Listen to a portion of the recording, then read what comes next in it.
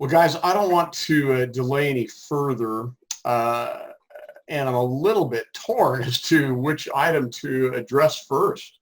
I guess we'll just talk about items you're working on, and then last week's discussion with Scalar. And then I want to move into discussing the upcoming valuation report presentation and analysis assignments. And then we'll launch into talking about Monte Carlo simulations. And John and Pat, I think you're teed up for that. I don't believe I have your presentation yet, but maybe you've submitted it to the assignment. And if you haven't, go ahead and do so sometime today, please. So we have that. Yeah. So I know we talked a little bit after Zach left us the other day, but now that discussion's rolled around in the back of your head a little bit. What questions or comments do you have coming out of that visit that we had with Nate, more than with Zach, of course, at Scalar?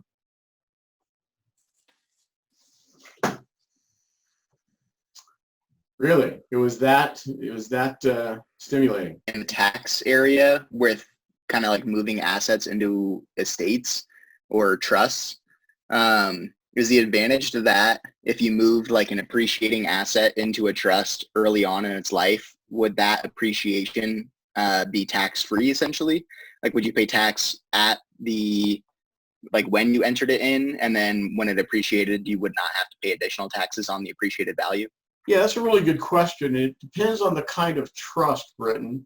So I'll break this into two for you guys for a minute. For starters, do any of you know much about the structure of trusts? Okay, so we're going to talk briefly about revocable, or what are sometimes referred to as living trusts, and irrevocable trusts that once you've put an asset in there, it's there. It doesn't belong to you anymore. It belongs to that trust fully. And an irrevocable trust can be set up even as a nonprofit organization. So for example, my wife and I have a family foundation that we entrusted money to many years ago, and that money doesn't belong to us, those investments don't belong to us. We can't use any of the money for ourselves or for our children or our grandchildren. Or our brothers, sisters, or parents even. So it's got to be an arm's length relationship. And so the disadvantage is those assets don't belong to you anymore. The advantage is when you donate them or gift them into the trust, if it is an irrevocable trust that is a nonprofit organization combined, then you actually can take a deduction from your taxable income of the then market value of the assets. So you can see why households choose to do this, of course.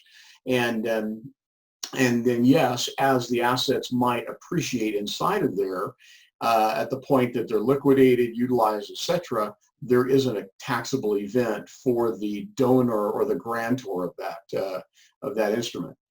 An irrevocable trust that is not set up as a nonprofit org has the same kind of regulation with respect to the arm's length transactions in terms of, does not have the same regulation with respect to the arm's length transactions. So my children are the beneficiaries of our irrevocable trusts that are not nonprofit. So the assets that go into those trusts, that we don't get to take a deduction from taxable income when they go in because it's not an arm's length transaction. They're used for our progeny at some point, but the assets no longer belong to us, which means that any income, any capital gain that's experienced by those assets after they've gone in doesn't affect us and is paid at the trust level. And then there's a living trust or a revocable trust that doesn't have to be arm's length transaction. There is no tax benefit going when the monies or assets go in, but now they're going to go in just like with the irrevocable trust, they will go into that instrument at a stepped up cost basis. So if I put into a trust an asset that maybe cost me $1 million, but at the moment I put it into the trust, it was valued at $10 million, then it goes into the trust, whether it's my living trust or my irrevocable trust that's not a nonprofit, it goes in at the $10 million value. And if it then is sold, liquidated, etc., its capital gain is based upon its cost basis, not my cost basis. So if I then turn around a year later and sell that $11 million asset for which I paid $1 million, if I sell it, excuse me, if I sell it for 11, I paid $1 million for it, but the trust received it at 10. There's only a $1 million taxable gain. Okay. Now they go a lot more complex than that, of course, but that's just kind of a quick and dirty discussion, so you can get a sense of why people might do this.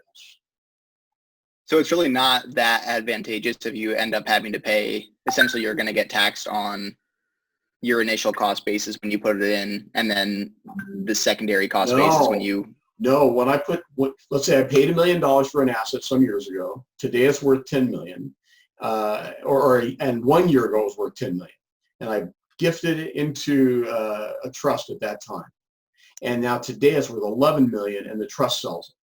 Okay. You only pay the 1 million.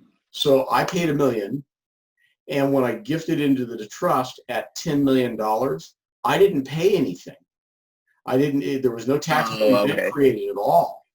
And so now then a year later, when the trust sells it for 11 million, there's only a $1 million capital gain instead of a $10 million capital gain that had to be spread out between the various holders at the various times. So there's meaningful benefit to that. Now, in most cases, assets don't go into living trusts until the demise of the grantor, but they go into irrevocable trusts sometimes at the demise of the grantor, and sometimes at earlier points in the grantor's life. Yeah. Logan and Kira, it's good to see you. What other questions or comments coming out of that discussion from Scalar last week?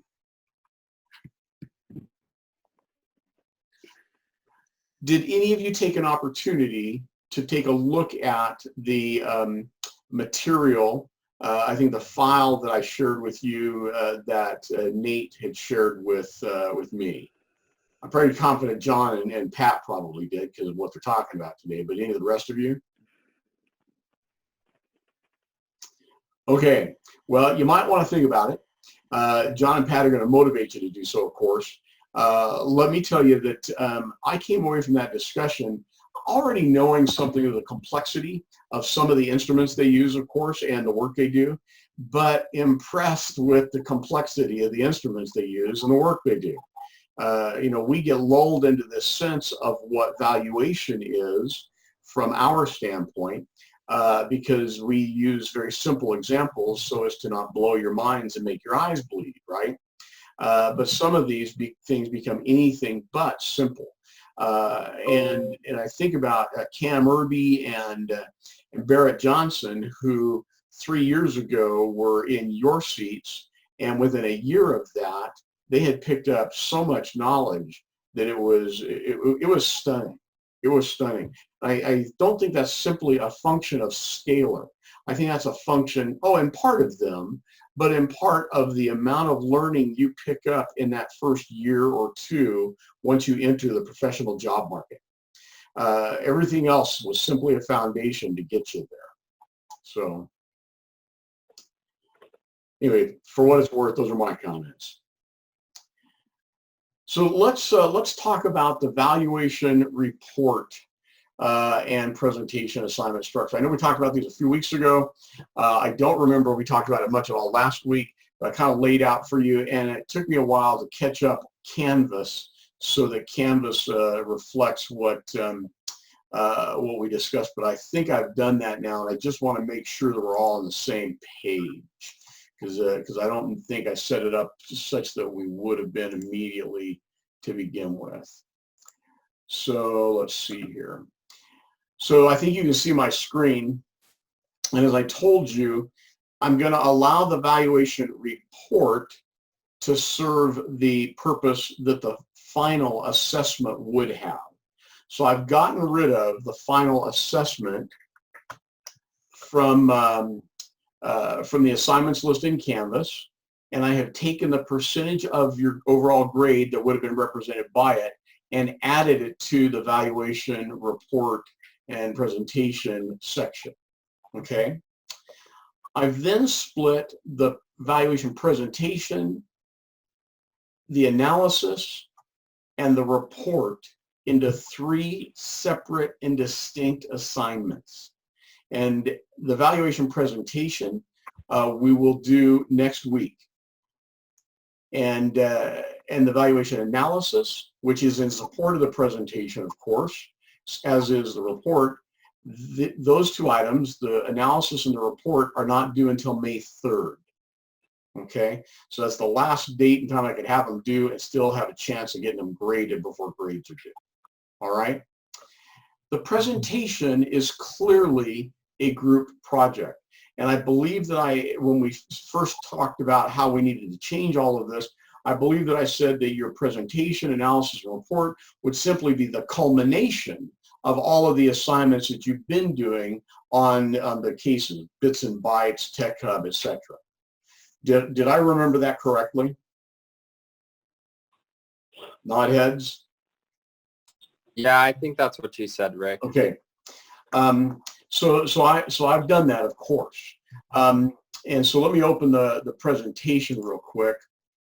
And they pretty much each of these 3 look pretty much the same. I've gone ahead and give you some text, of course, with respect to what we're looking at here. In the overall, I tell you that there are 3 separately scored assignments, but based on the same firm data. And I'm setting up the presentation groups down here. So John and Logan have each been working on Bits and Bytes. So you guys will, over this next week, you will collaborate on what you have done analytically for Bits and Bytes and what you are putting together for a report for Bits and Bytes. And you will then collaborate on the presentation. You'll do the presentation together. And everybody must participate in the presentation. But each individual student will be scored for the presentation separately, but you'll do them together, okay? Similarly, the analysis and the report will have influence from each of you, but you will submit your own report. You will have done your own analysis, and those will then be scored separately. And of course, the presentation scoring will be based on the quality of the presentation. The analysis scoring will be based on the quality of the analysis, and you'll submit a PPT to Canvas for the presentation. You'll submit your Excel file to Canvas for the analysis, and then separately, you'll submit your Word file as the report as a document to Canvas, and it will be scored based on the quality and completeness of the report, okay?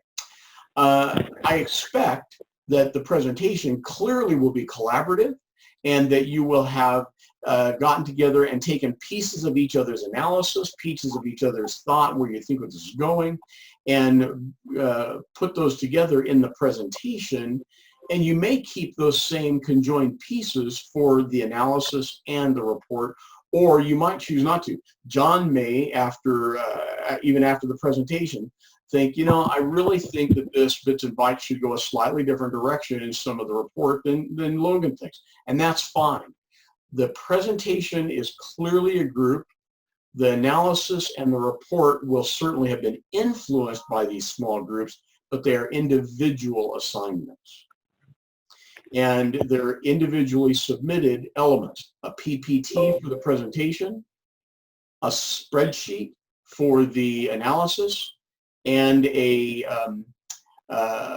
Word doc for the report. And these are not going to be some shared linked files. These are going to be actual MS PowerPoint, MS Excel, MS Word documents, separable documents. And so the report, the presentation, since we're doing 5 of them next week, I'm expecting that A, we're going to take them in the order in which they exist right here on the list, and B, they will be between 20 and 25 minutes, including about 5 minutes of Q&A. Okay? What questions do you have about that?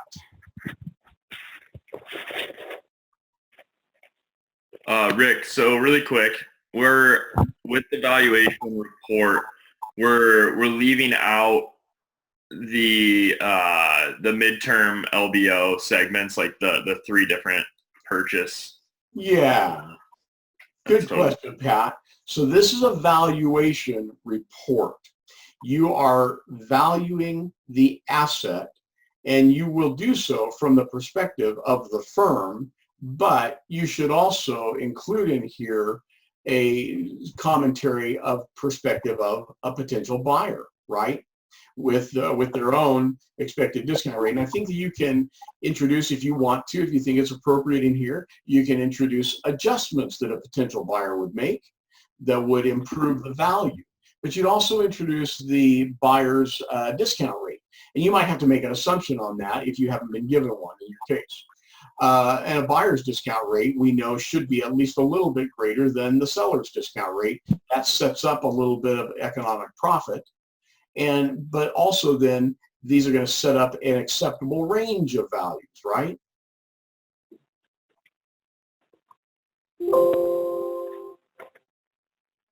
What I'm really looking for here, and I think this is obvious to you, is for you to bring into a package what you now know and understand about valuation as a qualitative and quantitative exercise. So these reports, although there's lots of numbers to them, right? There's lots of story to them as well.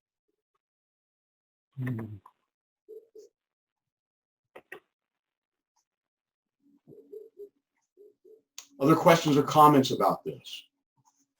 Yeah, Rick. So real quick, just to touch on this again. So in the valuation presentation, we're essentially touching on everything that would be included in our valuation report, correct? We just might take some from, the other person and other person's point of view and kind of merge those together and say, we think this or we think that. Is that the right track, Kind to of, go Logan. on when putting this together? Logan, because you have a time constraint, then I think you kind of need to work backwards when you do the presentation. So a presentation would start by you saying, here's the company, and here is the value or value range that we have assigned to the company. It's an introduction, right? And then you, I think, will have put together and the slides and timed out what it's going to take you to run through the analysis that supports those numbers. Then, to the extent that you still have more time, and this is in your preparation stage. You're not presenting at this moment, you're preparing to present. So you're going to tell me briefly about the company and the value or value range you're assigning, and then you're going to prepare the valuation presentation. And then I would assess how long you've taken and how many slides you've taken to do that. Expect that one slide equals about 1 minute, okay? And if you've already taken 15 minutes to do all of that, then you're only going to have another 5 minutes of what might be thought of as filler, but perhaps is some of the most important part of this, and that's the qualitative. That's the setting up of the market, the setting up of the opportunity, the setting up of the industry, and all of these things. So I would kind of go at it with the briefest of here's where we start, and then here's the meat of this valuation analytics to support where we start. And don't be overly technical there. You'll do that in the report itself, right? But you have to suppose that the people listening to this do not understand what you understand. Unfortunately, you'll be presenting to those of us that do understand this, and so the temptation is going to be to gloss over things. But you need to take it at a modestly remedial level, okay? And then with your remaining time, then start to give us other rich details. Now, as you're going through the valuation analytics, when you talk about a growth rate, you're going to have to tell us something rich about the company to justify the growth rate. So it's not like the valuation analytics are simply numbers. They culminate in numbers, but they start as concepts. Does that help? Yeah, that helps a lot.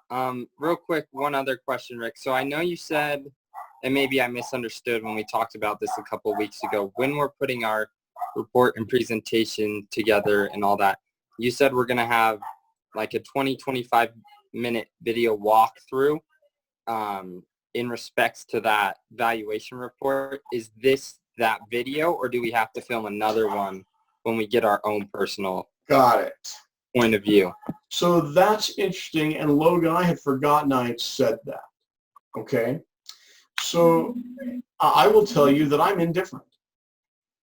Let me think about this for just a moment.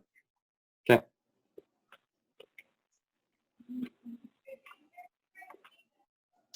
So guys, I'm indifferent with respect to this. I'm gonna take us off sharing for a minute. I don't know that I, at the moment sitting here, necessarily care if we do live presentations next Tuesday morning, or if you put together a video of a presentation, kind of like I do the videos here, you know, Zooms, etc., with resources.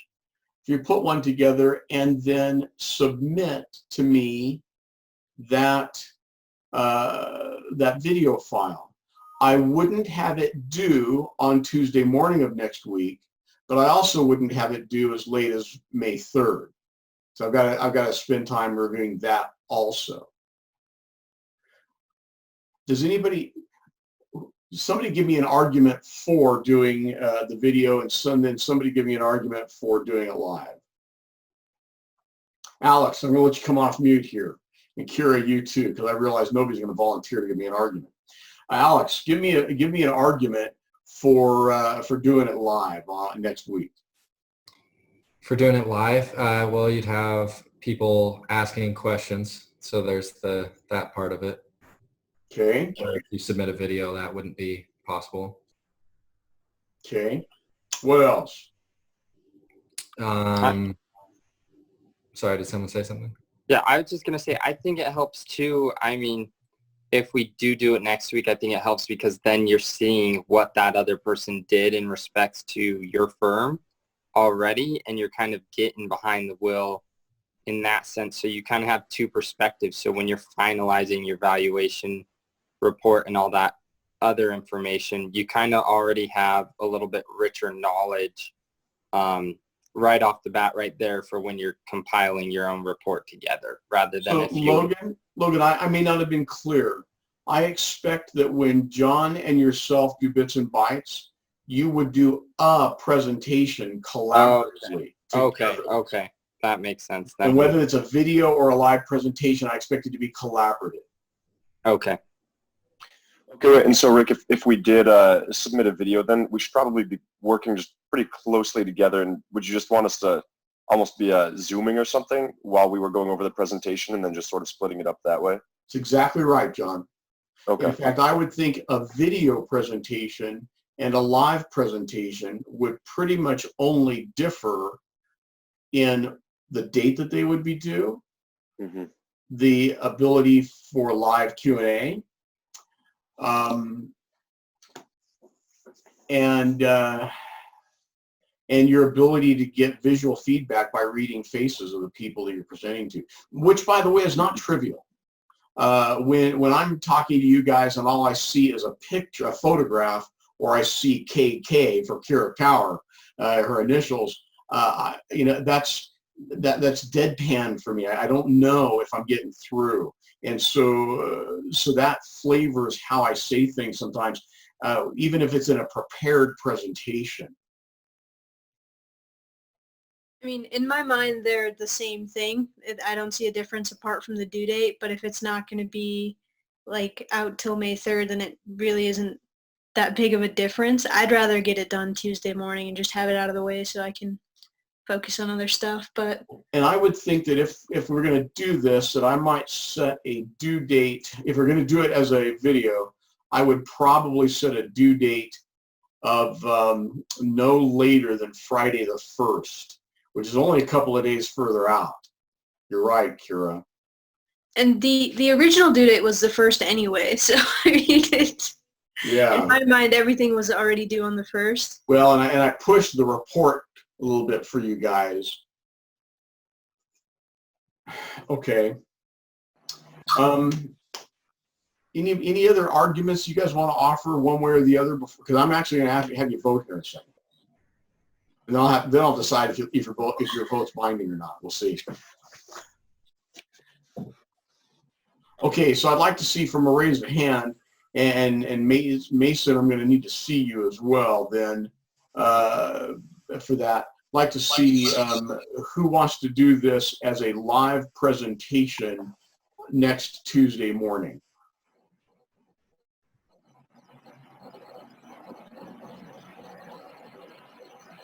Let's just get it done, Rick. Well, that's what you guys were telling me here.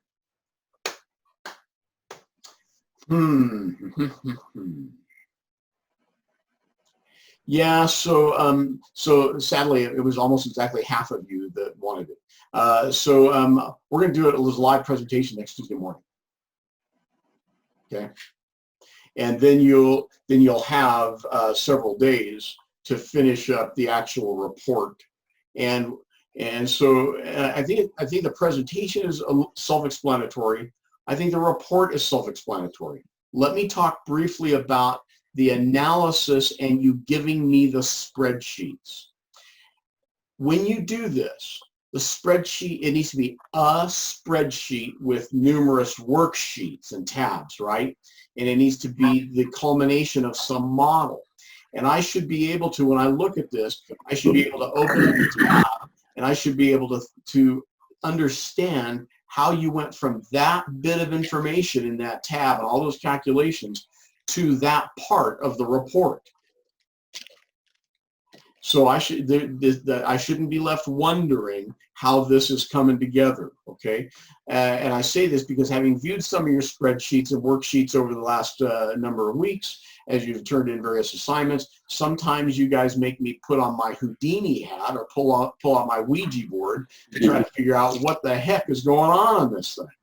So it's got to be cohesive. Now the good news is I will be looking at that spreadsheet and I will be looking at the report simultaneously.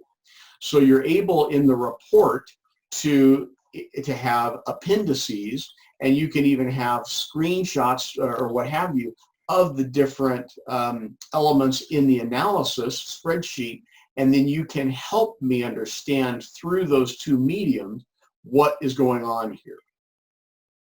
Okay, it's got to be something that if you deliver this to a client as a report document and the spreadsheet that backed it up, that they'd have a reasonable chance of working through it and understanding what you're doing. Okay. Each of these three elements, by the way, is worth 100 points out of the 300 points total for this part of your grade.